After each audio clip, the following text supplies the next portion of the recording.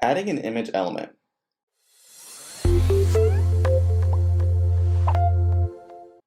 Hey there, this is Mark with ClickFunnels, and in this video we're going to go over how to add images to your ClickFunnels page using the image element.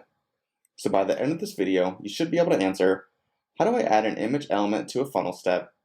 What types of image files are supported by the image element? And what settings are important for the image element?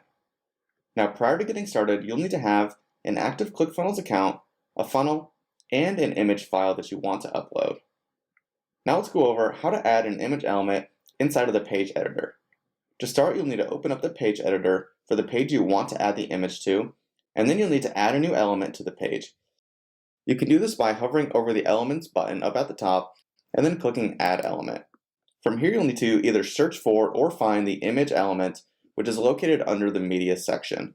Once you find it, click it and drag it onto the page. The next thing you'll need to do is change the image from the placeholder image, which you can do by clicking on the settings for the image element. Here you'll see a field where it says image, and then you'll see the placeholder link. Now it's important to note that you should not use third-party image links, as the image is not saved in ClickFunnels. We recommend uploading all third-party images to the ClickFunnels image library to ensure that your image remains available on your ClickFunnels page at all times. So to do so, we need to click the button next to the link here. This will pull up the image library.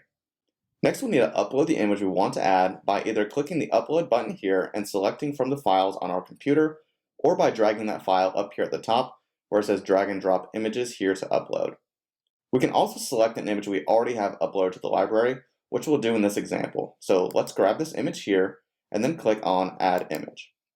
And you can see that it adds the image to the page here.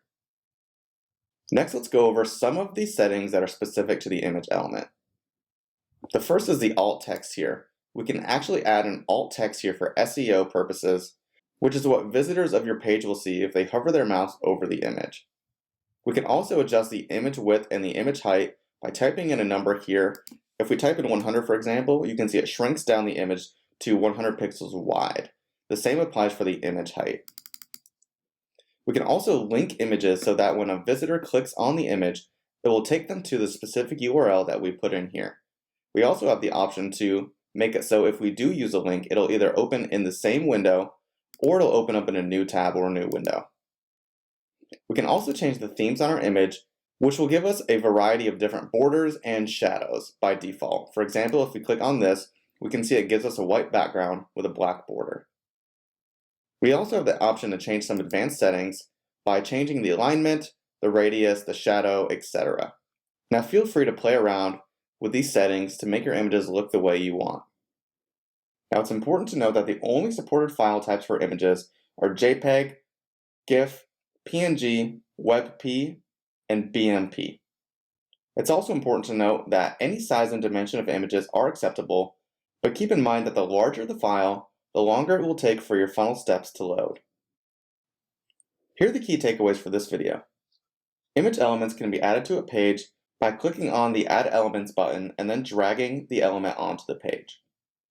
The supported file types for image files are JPEG, GIF, PNG, WebP, and BMP. And any size and dimension of images are acceptable, but keep in mind that the larger the file, the longer it will take for your funnel steps to load. So that's it for this video. Thanks for watching.